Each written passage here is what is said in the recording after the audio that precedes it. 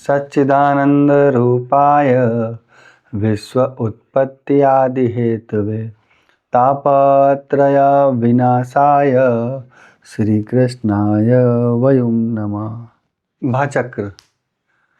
आज हमें भाचक्र पर चर्चा करनी है। पिछली बार हम लोगों ने सूर्य से अन्य ग्रहों का निर्माण का चर्चा करी थी और जाना था कि सूर्य से अन्य ग्रहों का निर्माण कैसे हुआ। अब निर्माण तो हो गया और हमारे पृथ्वी पर भी हम आ गए थे। अब यहाँ पहुँचते हैं कि पृथ्वी से ग्रहों का और तारों का प्रभाव कैसा पड़ता है और किन का नहीं पड़ता है, क्योंकि हम मान के चलिए ये पृथ्वी है नहीं, हम ऐसे कल्पना करते हैं कि एक बॉडी है, यानी कि चारों तरफ ये पिंड है, तो हमारे ऊपर भी कुछ है, नीचे भी तारा है, इधर भी अनंत तारा है, इधर भी अनंत तारा है, चारों तरफ हमारे तरफ तारे हैं।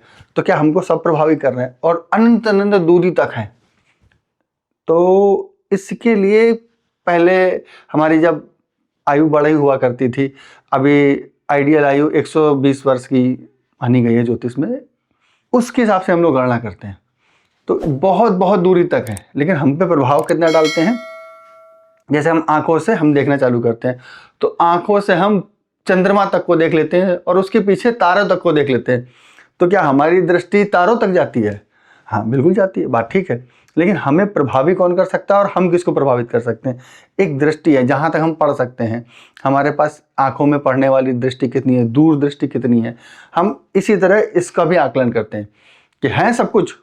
जब हम खड़े होते हैं तो हमें चमकते हुए तारे दिखाई देते हैं। अब हमारी दृष्टि देखिए, हमारी तो तारों के मीलों प्रकाश वर्ष तक है हमारी आंखों की दृष्टि।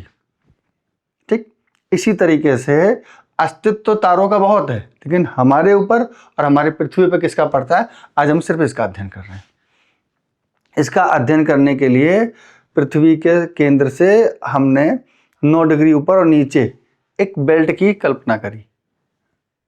उस बेल्ट का नाम ही है भाचक्र।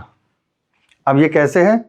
जैसे हम ये पृथ्वी है और हमने चारों तरफ ऐसा घूम करके, एक तो हमारे 360 डिग्री, कहीं ना एक बिंदु से शुरू करेंगे। अगर हम इसको 0 डिग्री मानते हैं तो ये 0 से बढ़ते हुए लगभग यहाँ पे हम 90 डिग्री आएंगे। ये लगभग 180 डिग्री होगा, ये 270 और यही बिंदु हमारे लिए 360 डिग्री होगा। 360 और 0 दोनों एक ही बिंदु। तो ये जो पूरी दूरी है यही भाचक्र है। अब हम ये है हमारे चारों तरफ भाचक्र, यानी ये पृथ्वी। अभी हम अन्य ग्रहों की बात नहीं करते कि इसमें सूर्य भी है, चंद्रमा भी है, मंगल भी है। अभी हम सिर्फ पृथ्वी की बात करते हैं ताकि आप भाचक्र को समझ सके। फिर हम इसमें और चीजें भी सेट करेंगे। तो इन भाचक्र में बहुत सारे तारे हैं।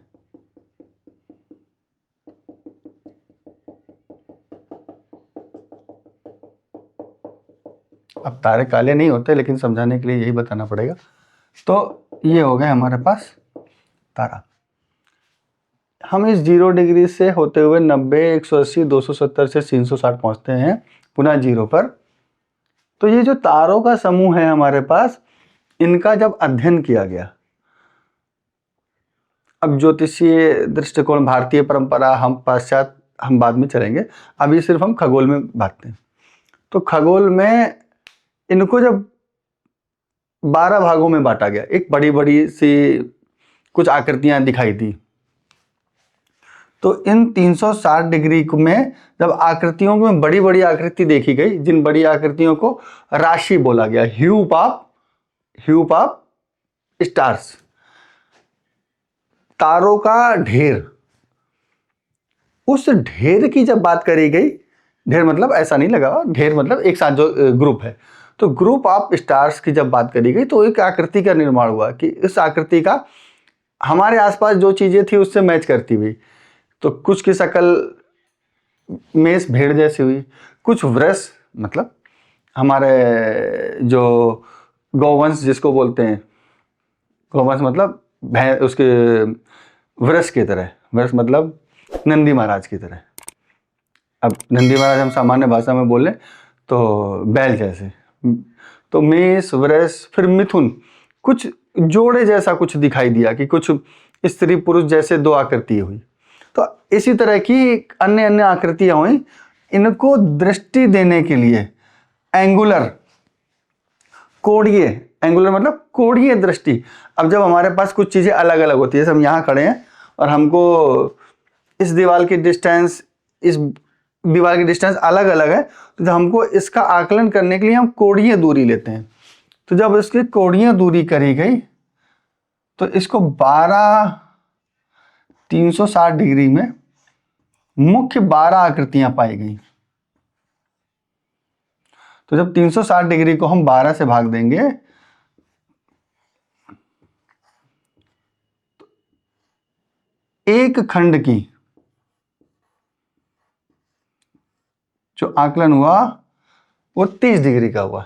30 इंटू जब 12 करेंगे तो 36, यानी कि एक खंड, उसका नाम बाद में दिया गया राशि।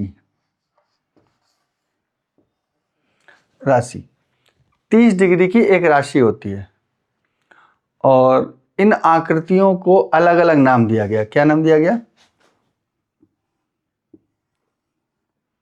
मेष,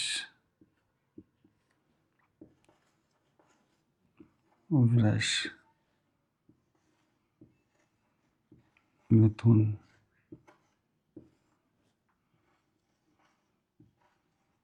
कर्क,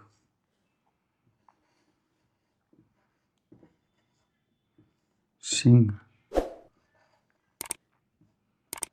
कन्या, 2, 3, 4, 5, 6, तुला, वृश्चिक, धनु, मकर, कुंभ और मीन। अब इनका अपना क्रम है, अपना नाम है। जैसे जैसे इनको आकृतियों में देखा गया उस तरह से इनका नाम दे दिया गया। अब इनका आकाशीय परिमाण जो है वो 30-30 डिग्री का है। हम यहाँ से 0 मानते हैं तो 30 डिग्री में मेष है, फिर वृष मिलेगी, यहाँ से मेष मिलेगी, फिर ये वृष है। बस इसी तरीके से मिथुन हो गया, बस इसी क्रम से ये आगे बढ़ते हुए। तो हमने आकाश में जो 12 खंड किए और जो नक्षत्रों का समूह पाया, जिसको राशि नाम दिया गया, उनका स्वभाव मिलते हुए हम यहाँ पहुंचे। ये हो गया हमारा जोडियाक का एक खंड। भचक्र का अध्ययन किया गया और ये 12 राशियां प्राप्त हुई। इसके बाद हमारे आचार्यों ने, वैज्ञानिकों ने, महर्षियों ने जब सूक्ष्मता से अध्ययन किया तो हमारे पास इसी भचक्र का, मतलब इसी भचक्र का और सूक्ष्मता से अध्ययन किया तो 360 डिग्री, यही जो भचक्र का मान है, तो इसमें 27 खंड दिखाई दिए। 27 छोटे छोटे से पार्ट दिखाई दिए। अब 27 पार्ट जब हम दिखाई देंगे तो एक का मान कितना होता है, इस पे अभी हम लोग यहाँ पे ऐसे निकालते हैं बस मैथमेटिक्स से। लेकिन इनका जो एक खंड प्राप्त हुआ उसका नाम हुआ नक्षत्र।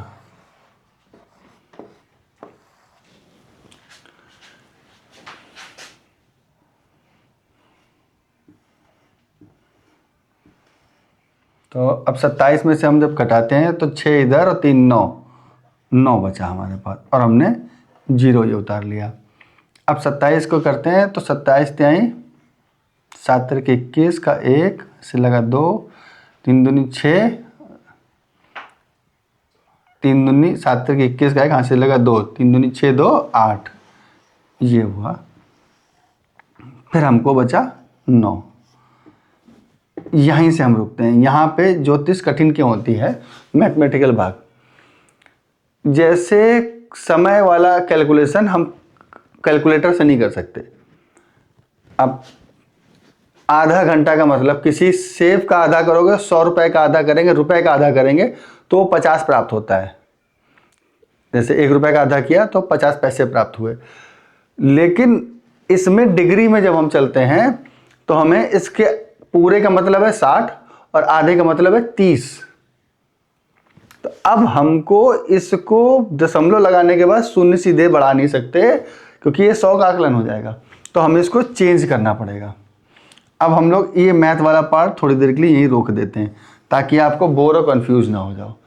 ठीक, अभी हमने इसका मान आपको बताने के लिए 3 डिग्री 20 ये वाला हमारा पार्ट पेंडिंग है। जब हम लोग मैथमेटिकल कैलकुलेशन करेंगे तब हम आते हैं।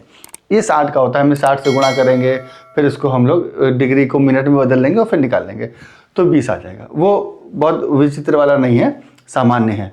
लेकिन अब इसको अभी हम लोग रोकते हैं 1 मिनट के लिए, आते हैं। तो जब 27 भाग हम लोगों ने किए तो उनके जो स्वरूप मिला वो मिला कैसा, अश्वनी। अश्वनी एक घोड़े नुमा आकृति मिली। अब पूरा जब उन्होंने सूक्ष्मता से देखा तो घोड़े जैसे। फिर ये भरणी,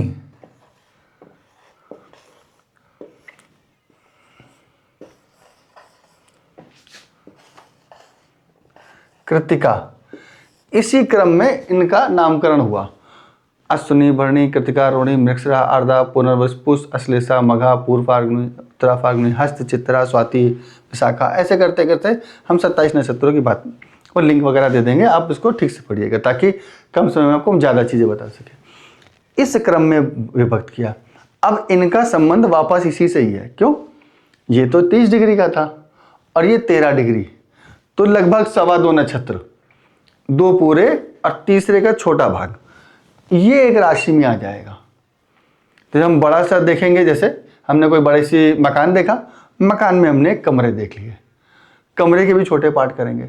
तो अभी एक बड़ा सा हमको खंड मिला था, उसका नाम हमने दिया राशि। राशि। और जब सूक्ष्मता से अध्ययन किया तो नक्षत्र। अब राशि और नक्षत्र जो कि मात्र एक कल्पना थे, अब कल्पना से ये भाचक्र पे स्वरूप को प्राप्त हो गए, एक फिजिकल अस्तित्व रखने लगे हैं, वास्तविक में अस्तित्व होने लगा। तो अब आज के बाद आपको ये समझने में दिक्कत नहीं होगी कि हमारी मेष राशि है तो क्या राशि कुछ कैसी कुछ है, नहीं। वो राशि किसको लेते हैं, वो चंद्रमा की पोजीशन होती है। लेकिन अभी हम जब नक्षत्रों से और ग्रहों से, राशियों और नक्षत्रों से जब ग्रहों में आएंगे तो आपकी कौन सी राशि, इस पर भी चर्चा करेंगे। अभी राशि का मतलब इनकी बात हो रही है और जब नक्षत्रों की बात हो रही है तो इनकी बात हो रही है, और ये फिजिकल अस्तित्व रखते हैं। ठीक, तो ये जो राशि विशेष हमारे ऊपर प्रभाव डालती है, नक्षत्र हमारे ऊपर विशेष प्रभाव डालते हैं, आज के बाद आप इनको इस रूप में जानना। तो विशेष हमारे लिए जब आता है कि राशि और नक्षत्र, तो आप राशि और नक्षत्र इसके बाद ये जानेंगे। अगली वीडियो में हम ग्रहों की स्थिति पृथ्वी से और राशि और नक्षत्रों में के हमारे लिए क्या है, दूसरों के लिए क्या है और हम क्या जिक्र कर रहे हैं, उस पर हम लोग चर्चा करेंगे। अभी के लिए विशेष कि जो 12 भागों में हमें विभक्त होकर के आकृतियां मिली उसका नाम राशि दिया गया, और जो 27 में मिला उसका नाम नक्षत्र, और राशियां हमारे को प्राप्त हुई 12।